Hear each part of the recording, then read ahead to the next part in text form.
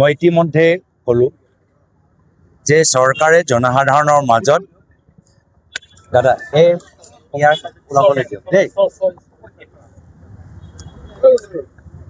ইতিমধ্যে মই জনালোঁ যে কাজিৰঙাৰ লগত আমাৰ অসমৰ প্ৰাকৃতিক সম্পদ লগত অসমৰ জনসাধাৰণ বিশেষকৈ যুৱ প্ৰজন্মৰ এটা বিশেষ আৱেগ আছে, এটা বিশেষ এটা টান আছে, যি টান আজি নহয় আগতেও আছিলে। প্ৰায়তো জুবিন দাও কৈছিল যে গড়ৰ লৈ তেওঁ কিমান অসমৰ লৈ গৌৰৱ অনুভৱ কৰিছিল। আৰু আজি উন্নয়নৰ নামত ইক' চেঞ্চিটিভ জ'নৰ সীমা এইখন চৰকাৰ আজি কাজিৰঙাটো পিছত গৈ ধ্বংস কৰিব। আৰু কাজিৰঙাৰ ভিতৰত পৰৱৰ্তী দিনত নাজিৰা নেপালী খুঁটিত যি অৱস্থা হৈছে আজি তাৰিখত, পৰৱৰ্তী সময়ত এনেকুৱা এটা অৱস্থা হ'ব পাৰে, তাৰ প্ৰথম খোজ এইখন চৰকাৰে ইক' চেঞ্চিটিভ জ'নৰ সীমা কৰ্তন কৰি ল'বলৈ বিচাৰে। এই ক্ষেত্ৰত আমি চৰকাৰক সজাগ হ'বলৈ অনুৰোধ জনাইছোঁ। জনসাধাৰণৰ লগত আলোচনা কৰক। ইক' চেঞ্চিটিভ জ'নৰ ভিতৰত বহুতখিনি কাম হ'ব পাৰে, জৈৱিক কৃষি হ'ব পাৰে। ইক' চেঞ্চিটিভ জ'নৰ ভিতৰত হোটেলৰ ৰিজৰ্টো হ'ব পাৰে, কিন্তু অলপ তাত চকু ৰাখিব লাগে। তো যিখিনি ৰেগুলেটেড এক্টিভিটিজ, যিখিনি পাৰ্মিটেড এক্টিভিটিজ, যিবোৰ কাম স্থানীয় ৰাইজ, এই অঞ্চলৰ ৰাইজবোৰ কৰিব পাৰে, সেইখিনি লৈ এটা অৰ্থনৈতিক উন্নয়নৰ এটা নীতি তৈয়াৰ কৰক। যিখিনি কাম কৰিব নোৱাৰে, যিখিনি কাম অবৈধ, যাৰ উদাহৰণ হ'ল ডাঙৰ ডাঙৰ কমাৰ্চিয়েল মাইন, কাঠৰ মিল, অবৈধ পাথৰৰ কোৱাৰী, সেই যি উদ্যোগ বতাহ আৰু পানী প্ৰদূষিত কৰে, এইবোৰ অবৈধ কাম লৈ কাজিৰঙা অঞ্চলৰ উন্নয়নৰ সপোন নেদেখিব। এইবোৰ চব কাম হ'লে কাজিৰঙাৰ উন্নয়ন নহ'ব, কাজিৰঙাৰ সংৰক্ষণ নহ'ব। হয়, যাৰসকলৰ পাৰ্টনাৰশ্বিপ আছে অবৈধ পাথৰৰ কোৱাৰী, তেওঁলোকৰ ব্যক্তিগত যথেষ্ট লাভ হ'ব। আৰু এইখিনি যদি বন্ধ হয়, তেওঁলোকৰ ব্যক্তিগত যথেষ্ট ক্ষতি হ'ব। কিন্তু ব্যক্তিগত স্বাৰ্থ আৰু ব্যক্তিগত ক্ষতিৰ বাবে কাজিৰঙাৰ বলি নিদিব।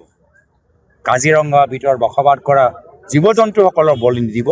কাজিৰঙাৰ অঞ্চলৰ ওচৰত যিবোৰ খেতিয়কসকল আছে, তেওঁলোকৰ খেতি পথাৰ, বাগানৰ শ্ৰমিকৰ ঘৰ, সেইবোৰ বলি নিদিয়ক।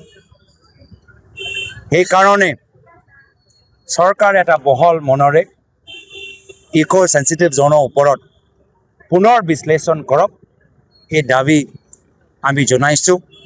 ইয়াৰ আগতে আমি কহৰাত এটা প্ৰতিবাদী কাৰ্যসূচী গ্ৰহণ কৰিছিলোঁ। আজি যোৰহাটত নৱপ্ৰজন্মৰ লগত লৈ পেইণ্টিং আৰু আৰ্ট যোগেদি আমি নিজৰ আশা, আমি নিজৰ মনৰ কথাবোৰ আমি পেইণ্টিং আৰু আৰ্ট যোগেদি আজি আমি ব্যক্ত কৰিছোঁ।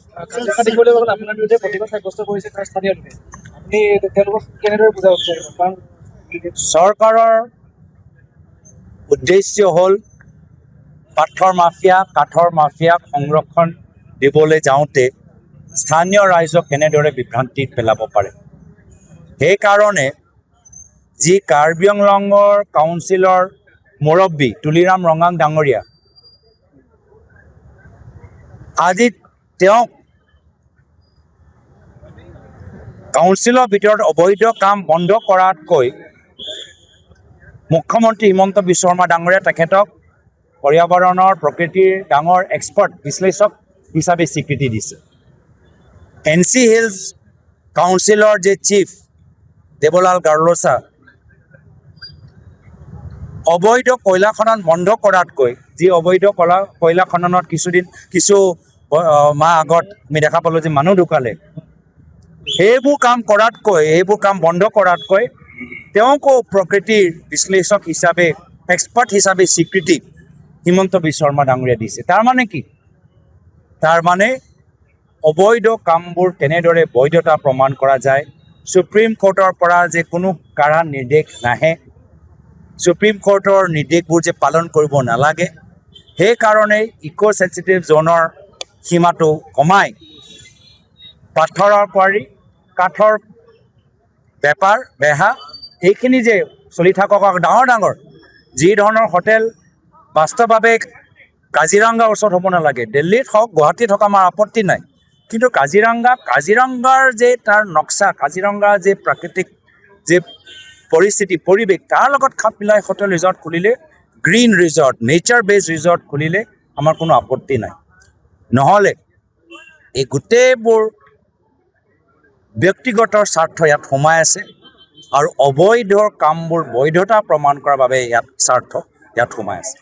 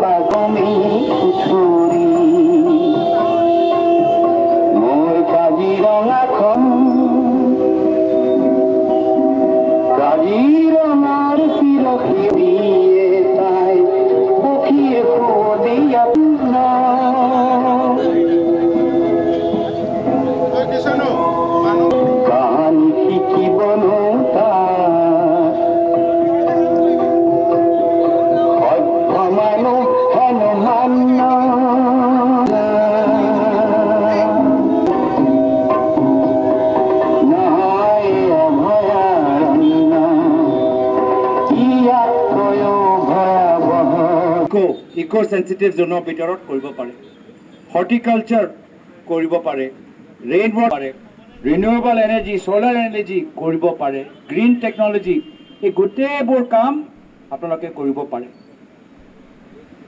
মানুহ এইখিনিয়েতো কৰি আছে জৈৱিক কৰিব নোৱাৰে ইক' চেঞ্চিটিভ জোনৰ ভিতৰত কোনখিনি কাম কৰিব নোৱাৰে যাৰ নদী বান্ধৰ প্ৰজেক্ট আপোনালোকে ল'ব নোৱাৰে